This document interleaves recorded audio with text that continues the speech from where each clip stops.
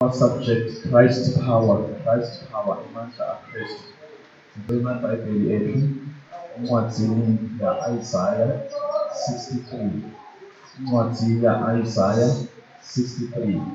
Sitawufunda verse number 1. Isaiah 63. Sitawufunda verse number 1. Thank you, Lord God Almighty. Who is this who comes from Egypt, in crimson garments from Bozrah? He who is splendid in his apparel, merging in the greatness of his strength. It is I, speaking in righteousness, mighty to save. Ubani lona loqhamuka eDomo, lobuya eBhosa, lonetingubo lezibotshwe ngalobomvu njengegadi. Ubani yena lona, lowembethe umjinga wemkhosi lokhalilayo, lohamba acanase ngemkhulu bemandla akhe. Ngimi lengikhuluma ngekulunga, lonemandla ekusindisa. Hallelujah. Hallelujah. If nankulunkulu lapha bazalwane. Incwadi ya-Isaiah 63. Kunenekutolana ngubani lona loqhamuka eDomo. Loyembethe ingubo yakhe. Uthi ngeke ukhuluma ngokulunga lonemandla ekusindisa. Hallelujah. Sikhuluma ngaJesu bezalwane.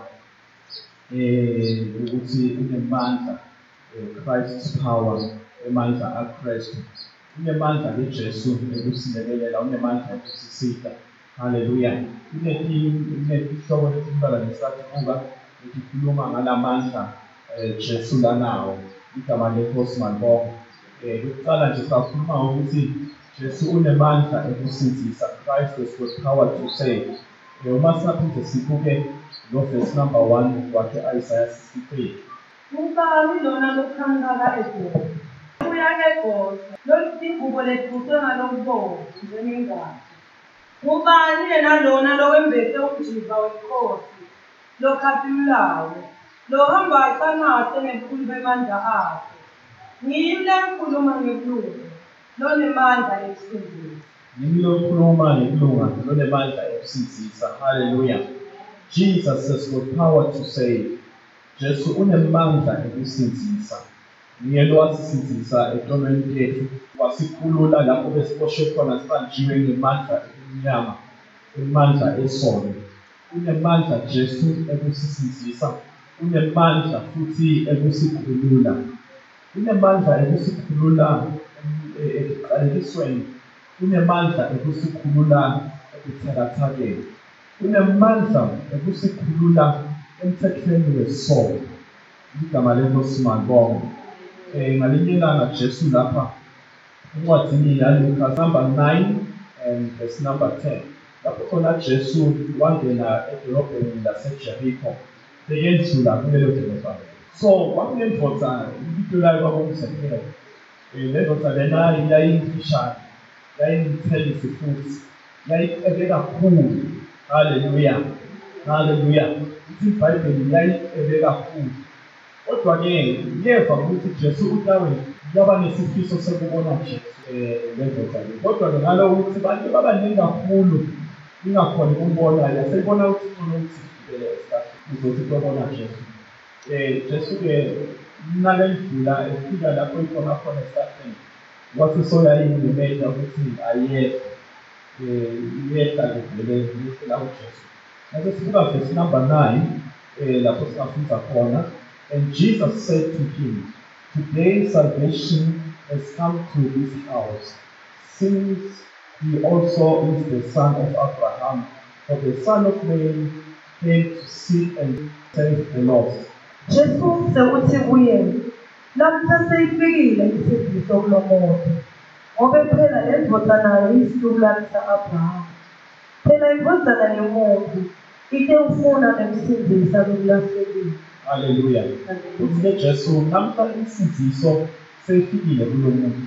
Asikhumbule ukuthi Zakewu iBhayibheli ithi bekangumthelisi. Bathelisi-ke bazalwane bebathiwa nje abantu ababi kakhulu. Ngoba bebathi abathelisa nje bethi sebathathela lokhu ethubi kunalokho ekufanele ukuthi bakuthathe. So bekubantu labebangemahumunsha vele, labebangamukeleki abazalwane baJuda. So-ke nakafika Jesu ambona Zakhewu uthi, Zakhewu yehla, nalehla Zakhewu uthi Jesu, namuhla ngifuna kuyongenisa kakho. Igama laJesu mabonga. And abantu bamangala baba nekukhuluma ngekhonola kule ndaba ukuthi, hawu, Jesu njani manje? So ufuna kuyoba sivakashi emntwini wesono. Ufuna kuba sivakashi emntwini wesono. Haleluya. Kanti phela Jesu vele bekatshele tonatona. Ebengakade abantu abaningi. Emandla akhe ekusindisa. Ingakho bekufanele ukuthi abonane nabantu labatoni ukuze ukuthi atobasindisa etoneni labo ngoba kutaba Jesu emhlabeni wetela kona kutosisindisa. Haleluya. So unemandla ekusindisa. Verse number 9 kubeka ngisho ukuthi uthi Jesu isinziso seyifikile kuyena ngoba nale ndodana lena indodana ya Abraham uma kusakela. Verse number 10 uthi Jesu indodana yomuntu itele kutofu yokusindisa lokulahlekile. Makabonge uNkulunkulu. So bazalwane siyakhonza ukuthi Jesu unemandla ekusindisa. Unemandla ekusindisa umuntu esonweni. Noma ngabe tono tethu ibovu njengengane. Kodwa Jesu unemandla ekuguqula impilo yomuntu. Aguqule impilo yakho ibe mhlophe njengeboya bethu. Igama la Jesu mabonga. Ngiyabona sithi uJesu nebuthakathaka bethu, nekwehluleka kwethu, nemaphutha ethu. Jesu unemandla ekusikhulula. Jesu unemandla ekusindisa. Makabonge Jesu. Incwadi yaLuka chapter 13 kusukela ku verse number 10 kuya ku verse number 17. Lapho khona sithola indzaba lapho kwakunemfati lobekagula abanjwe ngemandla ebunyama iminyaka le-18 years abanjwe lamadimoni labekamende wakhubateka ahlale agcobe emqolo angakhoni ukuconsa njengabantu bonke. iBhayibheli liyasitshela ukuthi Jesu bathi lona wasesokhuluma emavi Jesu ukuthi asitakale wamphilisa Jesu. Ligama lenkosi mabonga. Verse number 13 iBhayibheli liyachazela ukuthi Jesu wabeka tandla takhe ecukwakhe lomake wasesokhuluma ukuphila. Ngaleso sikhathi lomake wavuka waphila waqonda wafana nebantu bonke. Igama lenkosi malidunyiswe. So wamsindisa lomake kulamandla ebumnyama. Verse number 16 sawufunza uthi, and ought not this woman, a daughter of Abraham, whom Satan has bound for 18 years, be loosened from his bond on the Sabbath day? Luka 13. Manje-ke nansi le ndodana lesitula Abraham lebese iboshwe nguSathane iminyaka leyishumi nesiphohlongo. Akufanele yini ukuthi ikhululwe emboshweni kwayo ngeSabatha? Haleluya. Lapha baFarisi nebaTelisi beba complain kuJesu ukuthi umsitela nomuntu umsindisela ngeSabatha. Sothi ke Jesu akafanele yini ukuthi akhululwe ngeSabatha? Siyaconza lokho noma ke bekaboshwe uSathane ngalamadimoni lawo iminyaka la-18 ishumi nesiphohlongo 18 years akusupheka. That is a very long time.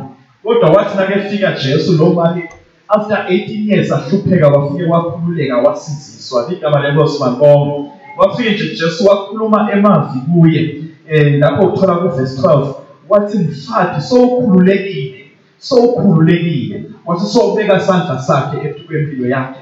Ngaleso sikhathi uxolo lakhe lebegobekile laluleka wase sowuyakhona ukuphila naye impilo lekhululekile njengabantu abanye bantu. Yebo Jesu unemandla ekusindisa.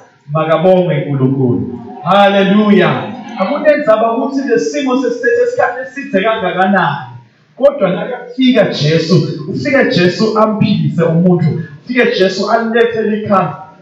Ufike Jesu amkhulule umuntu. Ufike Jesu amsindise umuntu. Ngoba Jesu unemandla ekusindisa. Kunendoda lenyene yayigula iminyaka le-38 ilele eqhibini laseBethesda. Ilindele ukuthi imane kufika ingelosi intodamatisa leqhibi ingene. Kodwa ngalokho yayingakhoni ukusukuma, yayingakhoni ukuhamba, yayingasakhoni nekukhansa. So bebayengcelela. Yaseyiswele nje umuntu Kodwa ayithatha ayigcumisele lapha eqhibini ngoba kwakusithakala lonke lecala. Nake fika Jesu ayikhanza kule simo for 38 years igqilatekile, for 38 years ibanje sono, for 38 years ibanje lokugula lokho. Jesu wafike wayentela umusa, wayisinzisa, wathi thatha icansi lakho uhambe. Uyakhululeka ngalelo langa. After 38 years unemandla Jesu ekusinzisa. Hallelujah. Yesibili, Jesu unemandla ekusitethelela Ntombi. Unemandla Jesu ekusithethelela. Unemandla ekusithethelela. Yingakho noma ngabe tono tethu tibovu njengengadi kodwa yena Jesu anda tono tethu tibe mhlophe njengeboya bemvu. Incwadi yaMateyu chapter number 9. Matthew sasuko number 9 sitawufunza verse lethu ku verse number 6 kodwa nje sayicala ku verse number 1 lenza Matthew chapter 9. And getting into a boat, he crossed over and came to his own city. And behold, some people brought to him a paralytic lying on bed. And when Jesus saw their faith, he said to the paralytic, "Take heart, my son, your sins are forgiven." And behold, some of the scribes said to themselves, "This man is blaspheming." But Jesus, knowing their thoughts, said, "Why do you think evil in your hearts?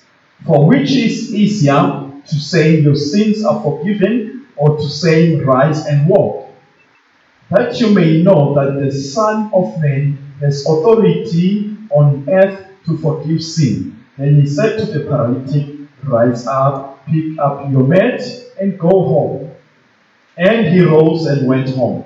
Jesu wangena esikepeni, wawela ngeshena, wangena edolobheni lakubo.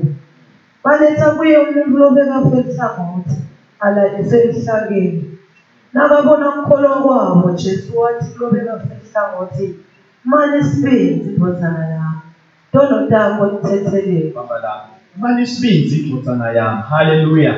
Ntono takho lithethelele. Siyayibona le ndodza ukuthi iyagula lena, ifelihlangothi. Kodwa yayidinga ukukhululwa, yayidinga ukuthi ithethelelwe ntono. Hallelujah.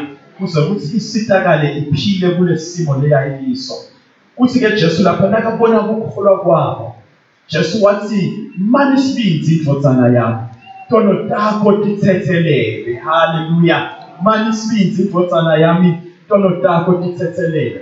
Nasathi bikane funzane livi la uNkulunkulu lapha abaFarisi nabaScribes baba nekukhuluma etinhlitweni zabo bathi lo muntu lona uyethuka noma wenta lokungakafanele kwentiwe ukuthi itono takho lithethelele. Bebathi kodwa ukuthi uwathathaphi emandla ekuthi itono takho lithethelele, because they did not understand noma abamfonzanga ukuthi ungubani Jesu. Bamangala ukuthi Jesu ukushona ukuthi itono takho lithethelele ngoba babona ngathi bekungakafanele akusho lokho. Yebo bebangaconsi ukuthi Jesu phela uyindvodzana yaNkulunkulu, unawo emandla ekuthethelela tono tethu. Hallelujah. Ngani ngoba uNkulunkulu wamthumela kuta emhlabeni utosifela tono tethu ukuze ukuthi tono tethu lithethelele. Igama leNkosi makongwe. Jesu wathatha inhliziyo tabo ukuthi bacabanga ini. Sothi ke Jesu kuphi lokulula ukuthi nithi tono tenu yamtono takho lithethelele kunekuthi uhambe. Hallelujah. Verse number 6 ufiselela kona ke Jesu uthi kumele nathi, "But you may know that the Son of Man has authority on earth to forgive sin." And then he said to the paralytic, "Rise up, pick up your mat, and go home." Ngitakhombisa ukuthi indvodzana yomuntu inemandla ekuthethelela tono. Hallelujah. Ngiyawathanda lamagama uthi ke Jesu, "Ngitakhombisa ukuthi indvodzana yomuntu inemandla ekuthethelela tono." Hallelujah. Unemandla Jesu ekuthethelela. Ligama leNkosi makongwe. Unemandla Jesu ekusikhulula lapho siboshwe khona ngemandla aSathane, ngemandla lakudilata impilo yakho, lakwende ukuthi utikhanze wenda sono.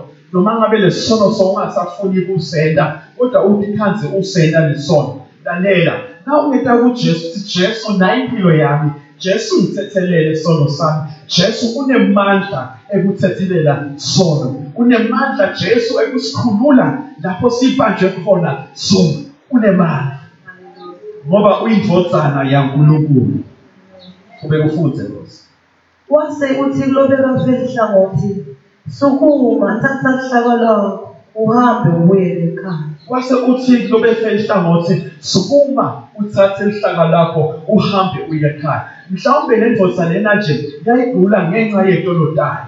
Yayidinga nje ukuthethelela ukuze ukuthi iphile. There are cases bazalwane lapho khona ukhanze ukuthi umuntu uyagula nje uguliswa sono. Udinga nje ukuthi avume ngemlomo wakhe akholwe ngenhliziyo ukuthi Jesu inkosi asindise athethe angathethelela le nto bese uyaphila umuntu.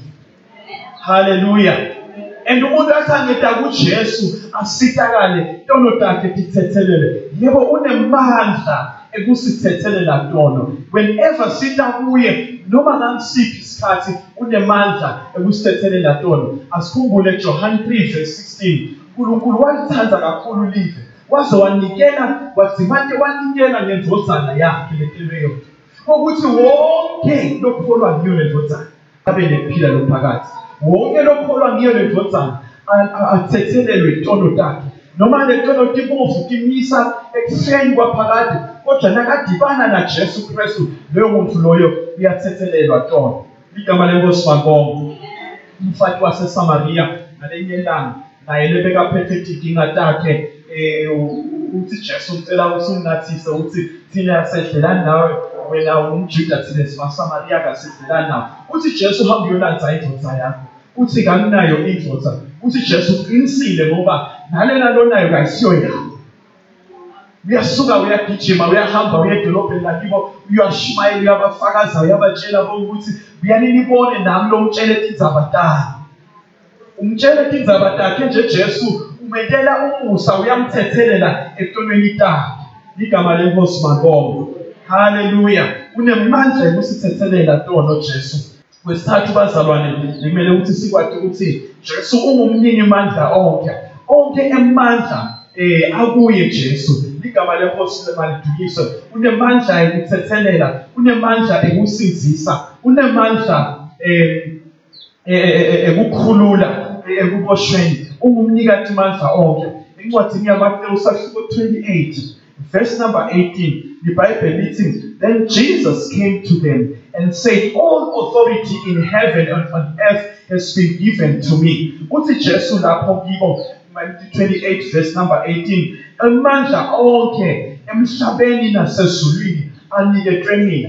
Lapho khona Jesu nakatawutshela abafundi bakhe ukuthi hambani nihambeni niyoshumayela tive netive.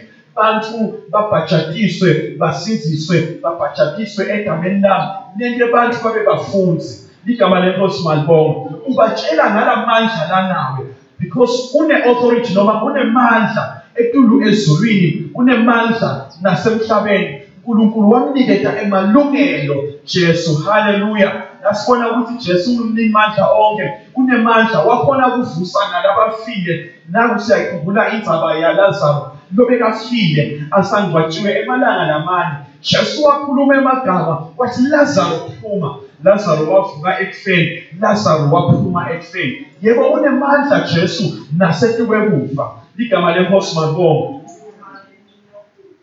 Number 4, unemandla etukwemvelo Jesu. Incwadi yaLuka number 8, sasiko 8 verse number 25. Lapho khona abazalwane lokwenteka lapho Jesu wagibela esikepeni nebafundi bakhe. Basahamba kule sikepe kwase kuba khona sivumvumu, kwaba khona simo lesimatima siphepho khona lapho emantini basahamba. Usenteka leso siphepho leso Jesu bekalele. Igama leJesu madinisa. Bekalele Jesu bafundi bakhe babona sikepe ngathi sesithawufila ngoba lesiphepho sasinemandla kakhulu. Bathi bathi kangawo ukuthi emanti bayasaqala kungena laphathi esikepeni. Jesu alele leso sikhathi leso sebafikela kwesaba abafundi baJesu. Verse number 25 lapho khona nabamvusa Jesu sebafikele kwesaba bathi Jesu nakusawufa. Bamvusa ukuthi ulele Jesu nakusawufa. Nakavuka lapho Jesu ubakuta uyavuka lapho uyasithulisa lesiphepho uthi lo moya nalesiphepho asithule ngaleso sikhathi leso lesiphepho sabinza. Verse number 25 so yababuta ke Jesu uthi, where is your faith? In fear and amazement they asked one another, who is this? He commanded even the winds and the water to obey him. Wase uthi kubo, kuphi ukholo kwenu? Besaba bamangala, bathi manje bakhulumisana bodwana bathi, ngubani ngathi lona, ngoba ukhalimela umoya nemandla kumlaleli. Hallelujah. Bathi kuphi ukukholwa kwenu? Befikela abafundisi bakhe, befikelwa kwesaba nekumangala. Uthi mbamba ngibani ngathi lona? Le kanye nemoya netivumuvumu kuyamthobela. Ligama leJesu mabongo. Waphakamisa isandla nje wathi akube lekuthula. Siphepho ngaleso sikhathi sathula. Emagagazi labaphakama ngemandla ngaleso sikhathi athula. Ligama leJesu mabongo. Wathula kwamthobela. Yebo, uyasifakazela lokuthi unemandla etukwemvelo. Ligama leJesu mabongo. Yebo, Jesu unemandla etukwemvelo. Kwamlalela. Ubabuta nje abafundisi bakhe uthi kuphi ukukholwa kwenu? Nabo bafuyela kumangala. Uthi kanti ubani lo muntu lona? Mbani vele lo Jesu? Yebo, umnikati wemandla onke. Imvelo iyamthobela. Khumbula ngalinye ilanga bazalwane bafundisi bakhe basesikebheni. Babothwana lapho esikebheni. Jesu bamshiye ngemuva. Bathi basaqhubeka nje ukuhamba nesikebheni. Bayambona Jesu ahamba etukwemati. Uze Petro uyacela bacabanga ukuthi mhlawumbe isipoko. Uthi Jesu hayi abangethuki asiso sipoko nguye. Hallelujah. Petro bese uyacela ukuthi ucela kwehla aye lapha kuye Jesu. Na Petro naye uyehla uhamba etukwemati. Hallelujah. Yini sikonza lapho? Sikonza ukuthi Jesu unemandla etukwemvelo. Wena nami ngoba utemandla etukwemvelo. Ongangena lamandini kucwini. But ngoba Jesu uyindvodzana yaNkulunkulu, ungumnikati mandla onke, wahamba etukwemati, wangede wacwila. Ligama la Jesu mabongo. Ngakho sifanele kumkholwa Jesu. Sifanele kumphilela Jesu. Sifanele kumlandzela Jesu ngoba unemandla etukwemvelo. Imvelo yonke ifanele kuguqa embi kwakhe. Imvelo yonke futhi iyathoba embi kwakhe Jesu.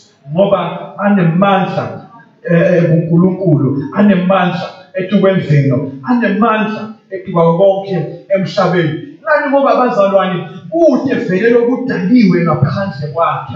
Konke kwadalwa ngaye, konke kwadalelwa yena. Yena bekakhona nqanti. Umhlaba ungakabi khona. Konke izisekelo zemhlaba tingakabi khona. Jesu bekavele akhona. Hallelujah.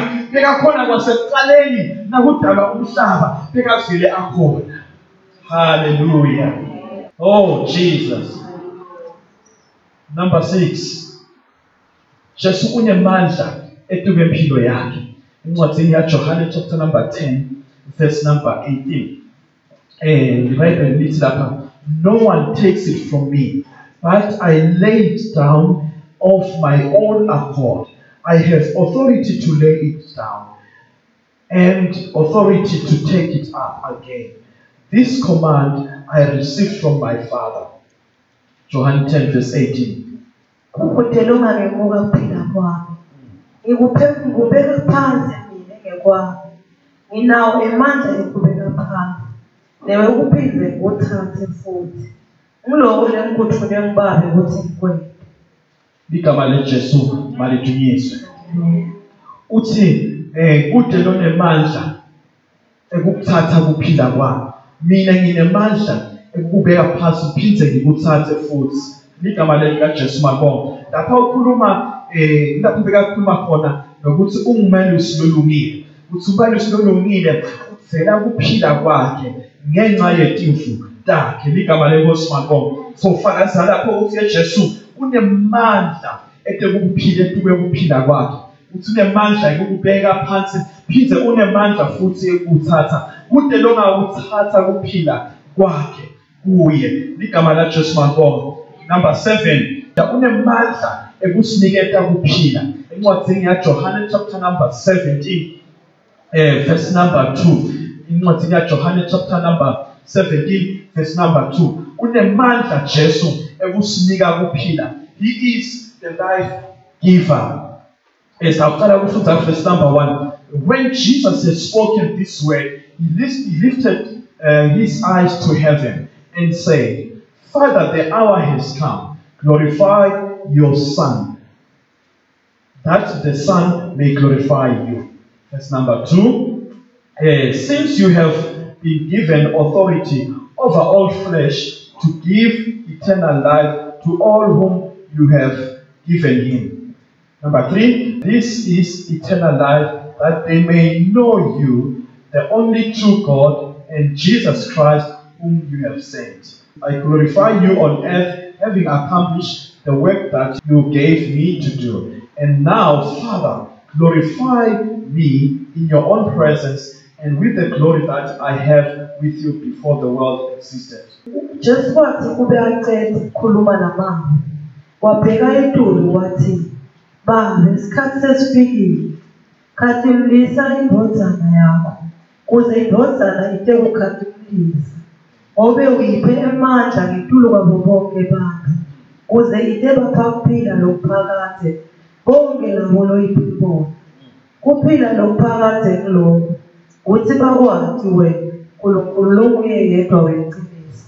Bamati na Jesu Kristu lomthumeli. Babe kudumisile emveni. Ekuqedela umsebenzi lo ngingawona ukuthi kuwe. Manje ke babe ngikhathembise kuwe. Aleyo kampilo lena nayo kusenayo. Umhlaba ungakasekile. Hallelujah. Hallelujah. Jesu kunemandla ekusinika kuphila. Ligama lenkosi mankongwe. Oh Jesus. Verse number 17. Ngicela uphinde ufunde verse number 2. Ngoba ngiphe amandla ngetulu kwabo bonke bantu. Bamba la. Uthi ngoba ungiphe emandla etulu kwabo bonke bantu. Ligama la Jesu mankongwe. Yebo unemandla ekusinika kuphila. Unemandla etulu kwabo bonke bantu. uNkulunkulu wamnika emandla. Makabongwe uNkulunkulu. Makabongwe Simakade.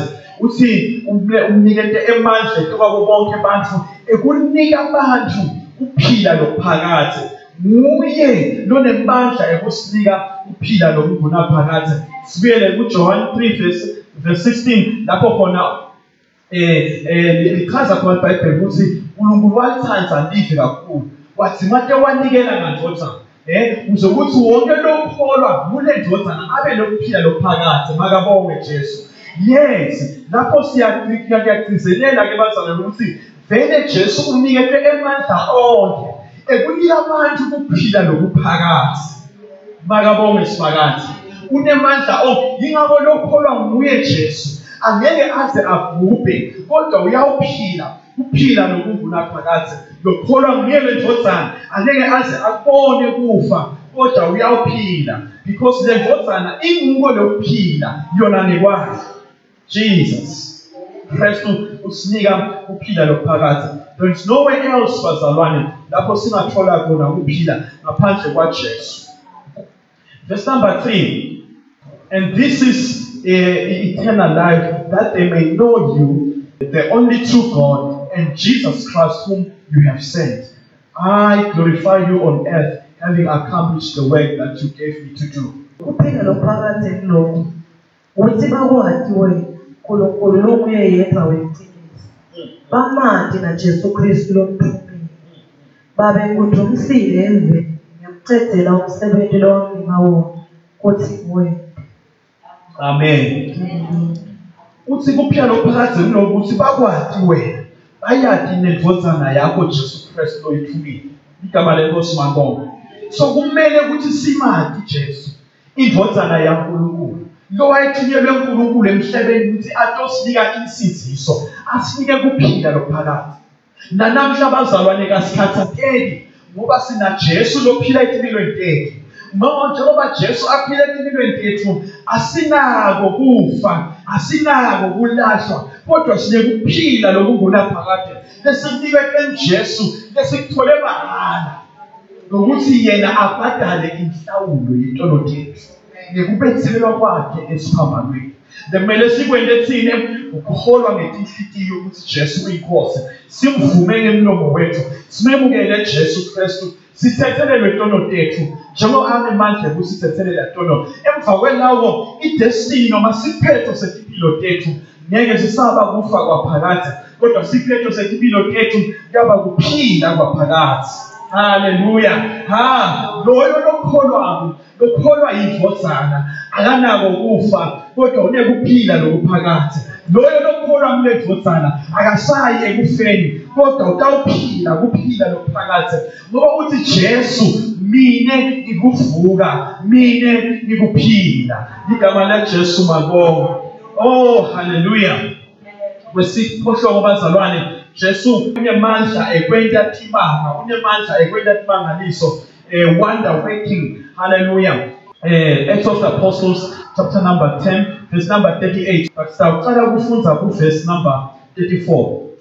So Peter opened his mouth and said, "Truly I understand that God shows no partiality, but in every nation anyone who fears him and does what is right is acceptable to him. As for the word that he sent to Israel, preaching the good news of peace through Jesus Christ. You yourself know what happened through all Judea, beginning from Galilee, after the baptism that John proclaimed. Now God anointed Jesus Christ of Nazareth with the Holy Spirit and with power. He went about doing good and healing all who were oppressed by the devil, for God was with him." Just read verse 38 only. Niyathi futhi ngaJesu waseNazaretha, kuthi uNkulunkulu wamgcoba kanjani namoya ogcwele, nangemandla, nekuthi waya kuyo yonke indzawo enta lokuhle, aphilisa bonke labacinzetelwe ngemandla kaSathane, ngoba uNkulunkulu abe naye. Igama lenkosi malibonga. Lapha bazalwane incwadi yetento isitshela ngamandla aJesu bazalwane. Ukuthi Jesu unemandla lamangalisayo. Igama lenkosi malibonga. Linemandla lamangalisayo uNkulunkulu bekamnikete emandla onke. All authority was on him. iBhayibheli lichazela ukuthi bekenta lokuhle Jesu, aphilisa nalabagulayo, akhulula nalabacinzetelwe nguSathane. Hallelujah. Ngoba uNkulunkulu bekanaye. So unemandla onke ekusizisa, unemandla onke ekukhulula, unemandla onke ekuphilisa. Sawukhumbula bazalwane ukuthi nalabe bengaboni emehlweni Jesu wabavula emehlo, labe bafenhlangothi Jesu wabasizisa, labe bafile Jesu wabavusa ekufeni. Wayenda imimangaliso, makabonge Jesu. Nakumfatile bekane mopho angasinzi, asehlulekile asayi kodokotela athethe imali yakhe. Waya kuJesu nje, wathi nangamane nje ngithinta umphetho wengubo yakhe ngawuphila. Nemambala wawuthinta umphetho wengubo yaJesu, kwendeka imimangaliso, mopho wanqamuka ngalesi sikhathi. Igama la Jesu malibonge. Banengi labasindisa Jesu, wabanika ukuphila, wabakhulula ngemandleni etolo. Nalabe baphethe amadimoni, lomnye umfana nje lebekahlushwa ngemadimoni, labe bambamba amjikijele phansi. Jesu wakhuluma lizwi, wathi amadimoni aphume amadimoni. Lenye indvodza lebeyiphethe amadimoni iseyihlala ngasemathuneni ithi sika ngematshe. Jesu nje wakhuluma lizwi, uthi amadimoni akaphume empilweni yakhe. Wakhululeka ngaleso sikhathi aphuma emadimoni. Unemandla lamangalisayo. Noma ngawunesimo nawo lesimatima, akunenzaba ukuthi lesimo simatima kangakanani empilweni yakho, Jesu unemandla ekukhulula kuleso simo leso. Hallelujah. Nguye onemandla ekwenza imimangaliso bazalwane. Masikhululeka kuye, siniketa kukhululeka Jesu, siyakhululeka impela. Thank you Jesus. Unemandla newekuvuka futhi. Wabonakalisa lamandla akhe ngekuvuka kwakhe ekufeni. Wanqoba lithuna Jesu. Lithuna alibanga nemandla ekumgcina. Yingakho ngesuku lesithathu wavuka ekufeni. Yingakho lelitshe lebelibekwe embi kwakhe lavele lasusa lathi ladeda endleleni. Wavuka Jesu, yaphuma ingwenyama yemndeni kaJuda ekufeni. Igama lenkosi mabonga. Nemandla nasethi kwekufa Jesu. Wathi yabaseRoma sahluko sekuqala verse number 4.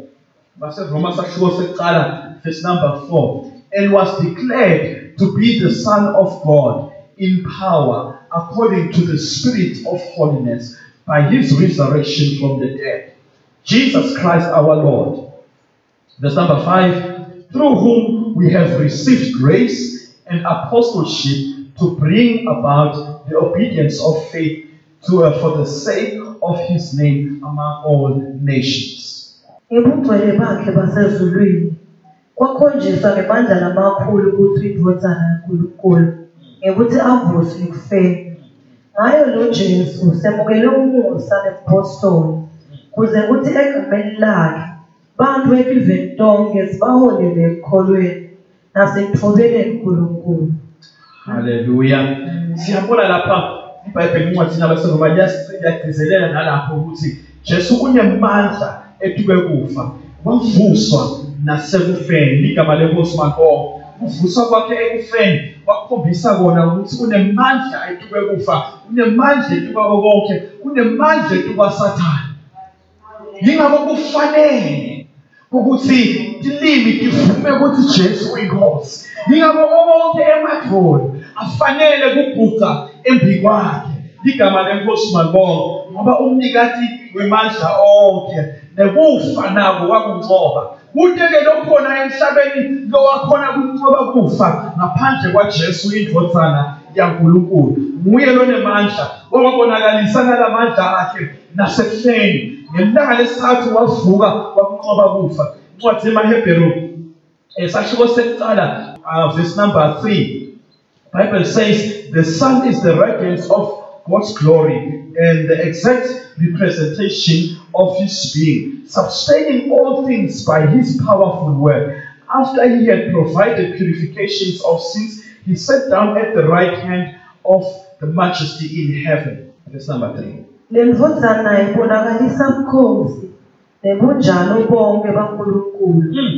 Isimise indalo yonke ngelizwi layo lemandla. Yathi kube yena insethelelo yetono njebantu. Yahlala ezulwini ngesekudla saNkulunkulu somandla. Hallelujah. Lendvodzana lena yaNkulunkulu yahlala ezulwini ngesekunene saNkulunkulu somandla. Ligama lenkosi makho. Yebo, yanqoba kufa, yanqoba lithuna. Ivukile, iyaphila nanamuhla. Hallelujah. Ungetulu kwekufa, ungetulu kwako konke. Kwamanje uhleti ngesekunene saNkulunkulu. Yebo, uyasinxusela nasebuthakathakeni bethu. Makabongwe Jesu. Umnikati mandla onke. Kufa akunamandla etubani. Hallelujah. Kufa akunamandla etukwakhe. Nanamhla bazalwane sikhonda Jesu lophilayo. Lo ngumnikati wemandla onke. Thank you, Jesus. Thank you, Jesus. Thank you, Lord. We bless the Lord. Worship you, God. Enhlitweni yakho ngethemba sekucacile ukuthi sina Jesu lo ngumnikati mandla onke. Onke emandla akuye Jesu. Mhlabeni nasezulwini onke emandla akuye Jesu. Noma ngayini lekhona nalesibhekene nayo emhlabeni wonke, noma empilweni yethu personally, asilethe imithwalo yethu ethi kanti kuye Jesu yena uNkulunkulu. Thank you, Lord. Father, in the name of Jesus,